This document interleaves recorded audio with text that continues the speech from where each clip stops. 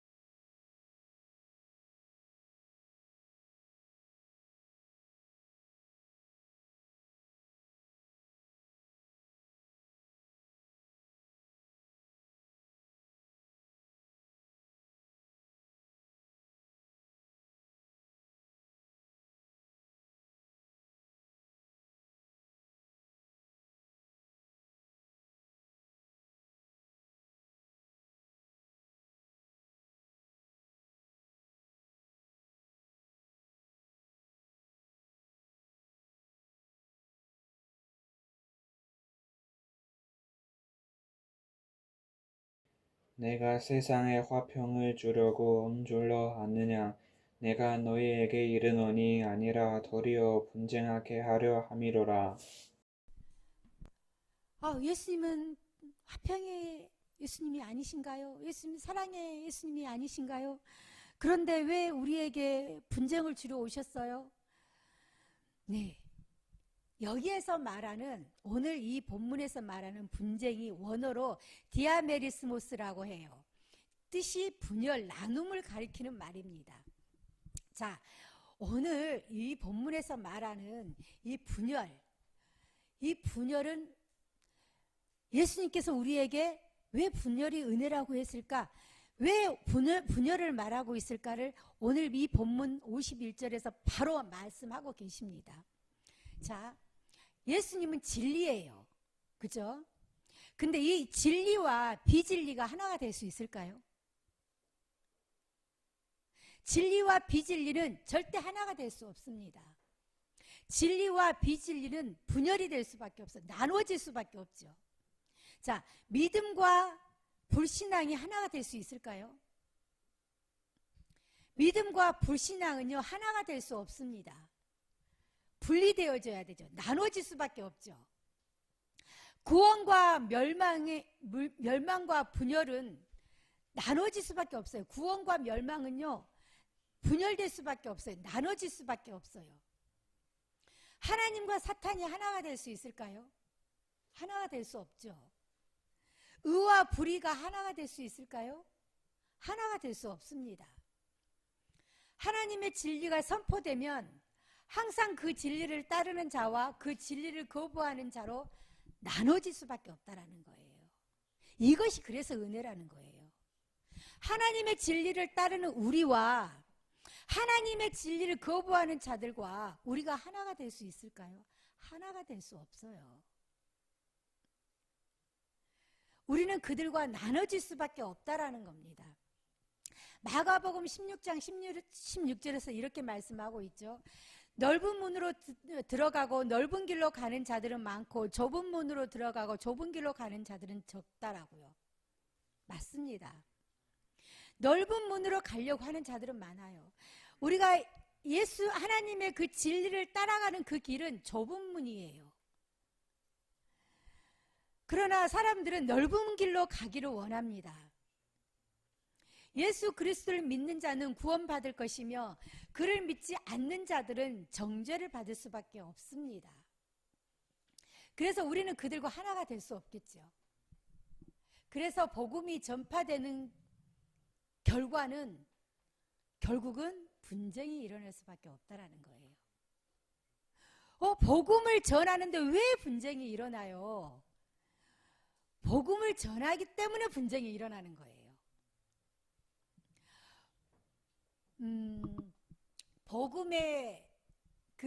복음을 전하고 복음의 계획과 그 본래의 목적은요, 사람의 자녀들이 서로 맺어지고 거룩한 사랑 안에 함께 묶어지는 것으로 만일 모두가 복음을 받아들이게 된다면 자연스럽게 그렇게 되어지겠죠.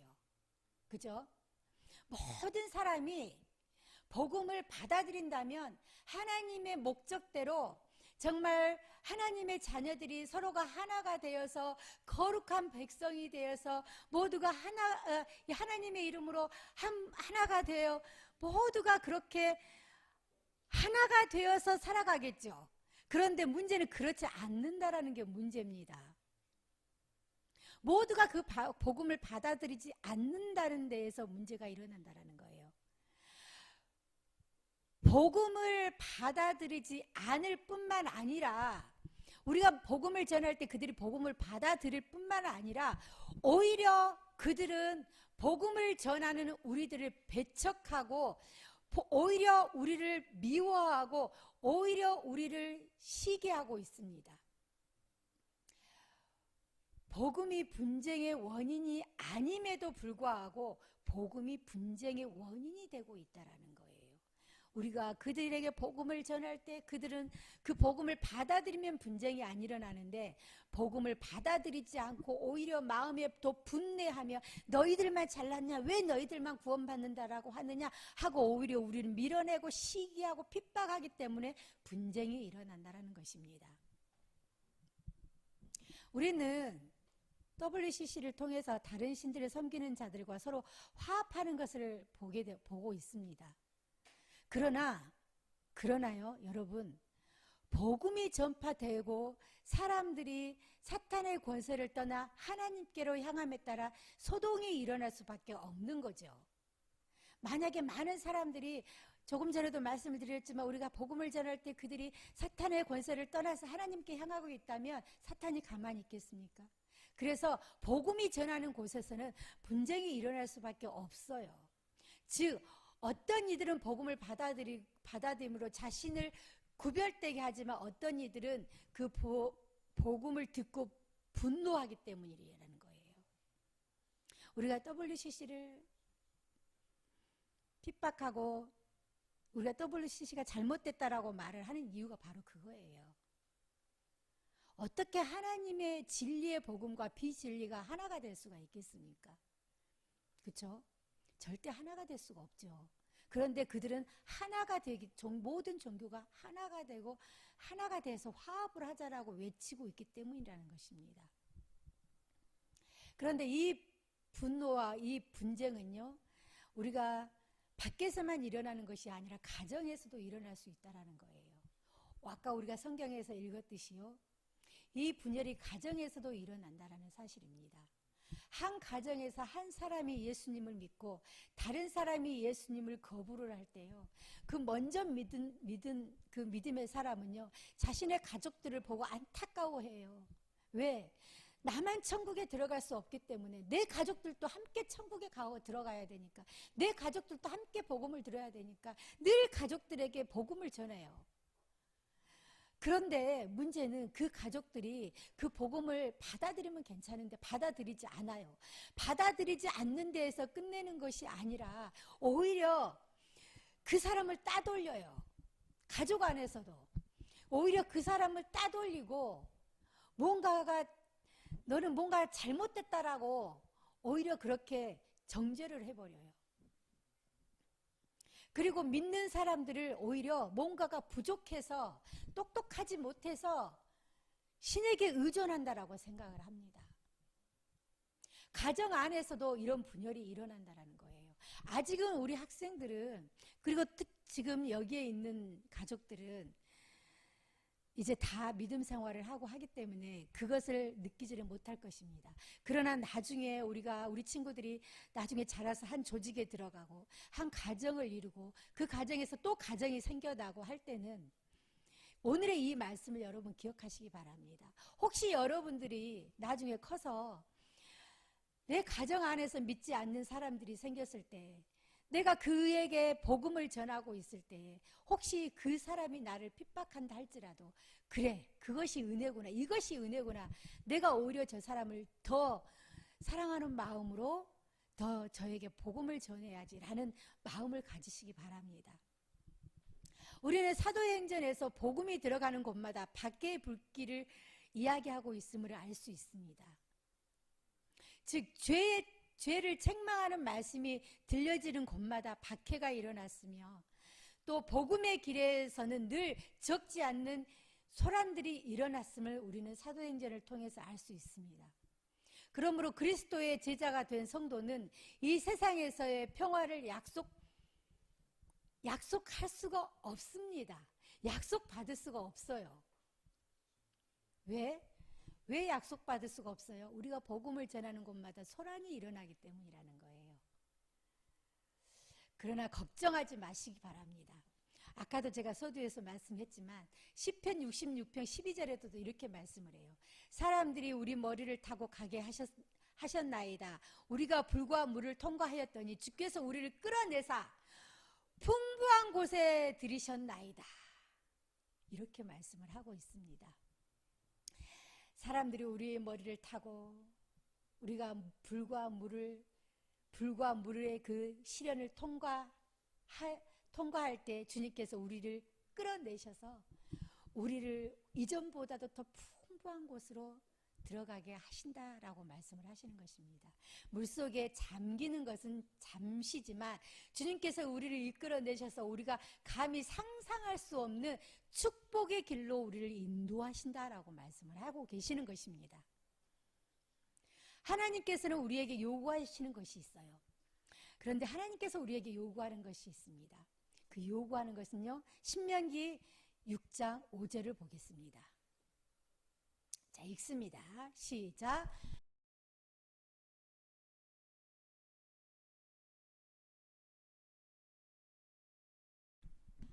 어떤 밖의 불길이 우리를 향해 와도 하나님께서는 우리에게 너희는 마음과 뜻을 다하여 하나님 한 분만 바라보고 그분 한 분만 사랑하라 라고 말씀을 하고 계십니다. 이제 54절에서 56절까지를 보면은요, 육체적인 삶의 지혜를 경험을 통해서 잘 알고 있듯이 영적으로도 지혜로울 것을 말씀하고 계십니다. 우리가 성경에서도 조금 전에 읽었듯이 하늘에 구름이 먹구름이 많이 끼면 비가 오려나 보다 이런 것들을 많은 경험을 통해서 우리가 알고 있잖아요. 그렇죠? 그리고 연세 드신 분들은 이제 그 관절 무릎이 아프고 삭신이 쑤시면 오늘 비가 오려나 보다라고 이야기를 해요. 왜? 그런 경험을 통해서 그분들이 알아요. 내가 몸이 아프고 하면 비가 오더라 날마다 이걸 경험을 통해서 알고 있습니다. 그런데 육신적인 것은 경험을 통해서 알고 있지만 영적으로도 지혜로울 것을 하나님께서는 말씀을 하고 있어요. 왜? 영적인 분별력을 우리에게 말씀하고 계신다라는 것입니다. 분별하다는 원어 도키마조는 시험하다, 분별하다라는 뜻을 갖고 있습니다. 주님께서는 사람들이 날씨와 기후를 분별할 줄 알면서 시대의 징조를 보고 분별하지 못한다라고 지적을 하고 있어요. 그것은 자신이 메시아로 오셨고 메시아의 시대가 시작되었다는 것을 알지 못하고 믿지 않는 사람들을 가리켜 하는 말입니다. 자, 지금 세상 곳곳에서 전쟁의 징후가 일어나고 실제로 전쟁이 일어나고 있어요. 그리고 많은 예전에 알지 못했던 많은 질병들이 일어나고 있습니다. 그렇죠? 자, 요한계시록에서 이미 그것을 말씀하고 있다라는 거예요. 그런데 우리는 이 많은 성경의 말씀을 통해서 우리는 많은 것을 알고 있어요. 그런데 사람들은 우리가 이것을 증거하며 우리한테 오히려 미쳤다 그러죠. 날씨의 기후 이런 것들은 많은 경험을 통해서 사람들이 알고 있으면서도 성경에서 증거하는 이 말씀은 그들은 믿지 못해요. 영적인 분별력이 없기 때문이에요. 예수님께서 메시아이시라는 사실을 확실한 많은 증거들을 증거하고 있습니다. 누가복음 7장 22절에 보면 주께서는 세례 요한의 옥중에서 그의 제자들을 보내어 질문한 질문에 이렇게 대답하고 있습니다. 너희가 가서 보고 들은 것을 요한에게 고하되 소경이 보고 앉은 뱅이가 걸으며 문둥이가 깨끗함을 받으며 규머거리가 들으며 죽은 자가 살아나며 가난한 자에게 복음을 전파된다라고 이렇게 말씀을 하시면서 이 모든 것들을 가서 너희가 증거하라라고 말씀을 하십니다. 예수님께서 행하신 병고침의 많은 일들과 기적들이 그가 그리스도이신지를 충분히 증거하고 있다라는 거예요.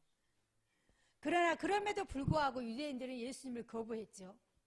그들의 지도자들은 예수님을 비난할 거리만 찾고 죽이려고만 했습니다. 그들은 메시아 시대의 징조를 분별치 못한 무지한 자들이었다라는 사실이에요.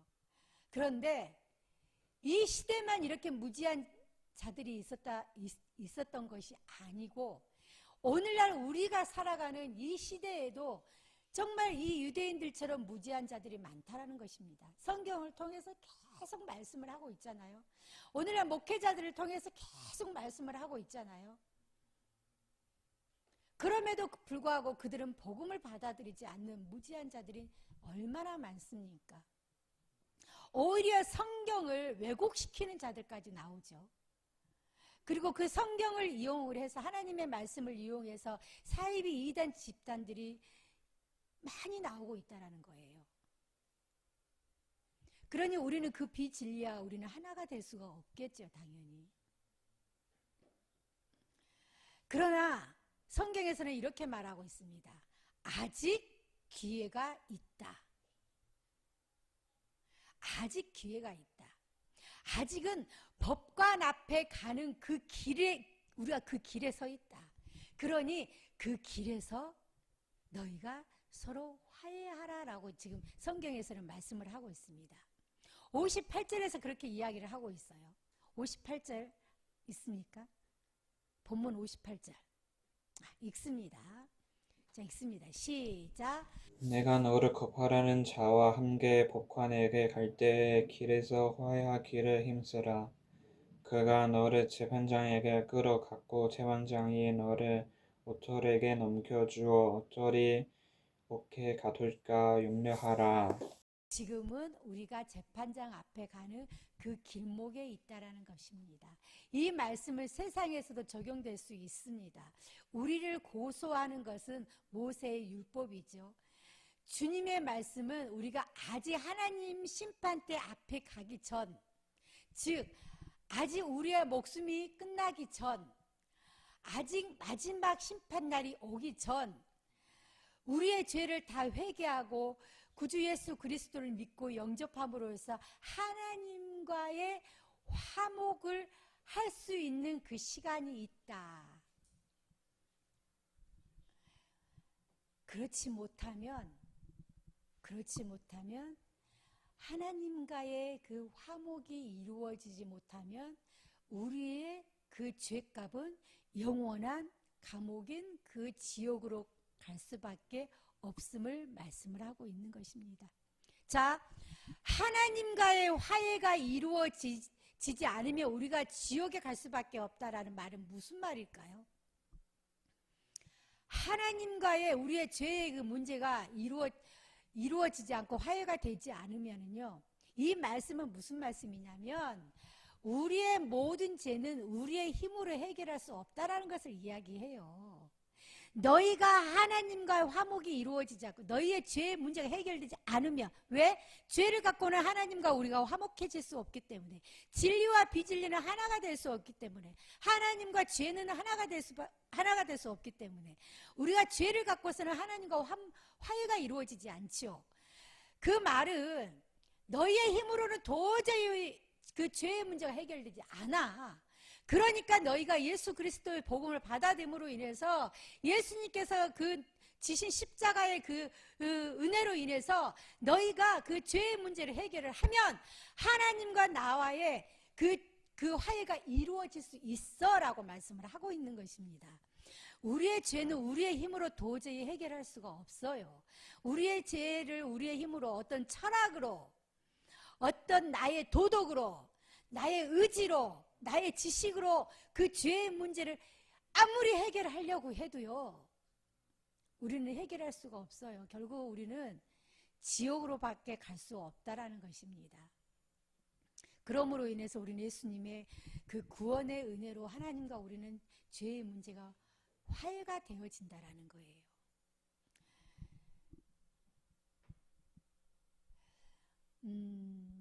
죄의 문제가 아직 해결할 수 있는 그 구원을 받을 수 있는 기회가 아직은 우리에게 있습니다.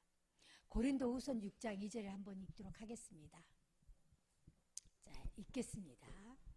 자, 시작. 이르시되 내가 은혜 베풀 때에 너에게 듣고 구원의 날에 너를 도왔다 하셨으니 보라 지금은 은혜 받을 만한 때요 보라 지금은 구원의 날이로다. 지금이 구원의 날이라는 거예요.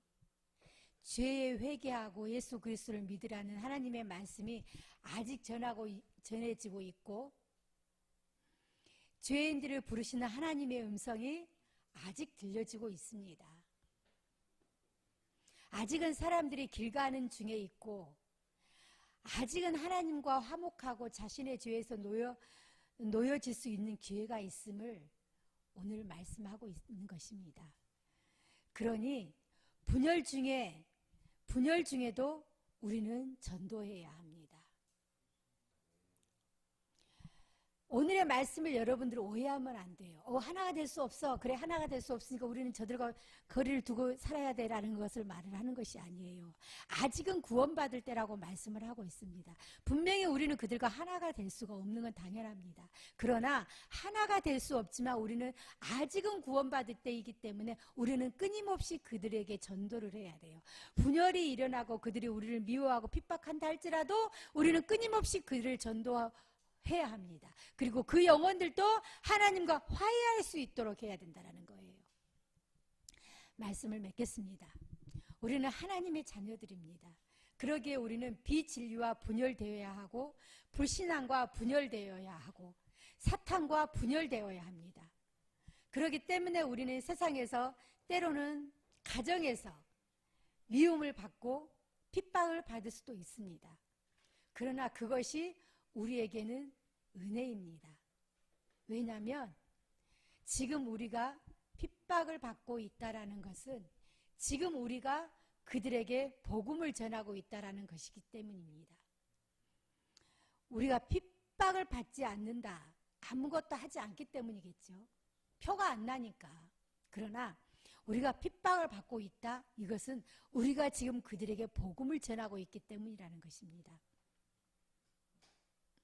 우리가 그리스도인으로 살고 있다라는 것을 증거하고 있기 때문이라는 것입니다.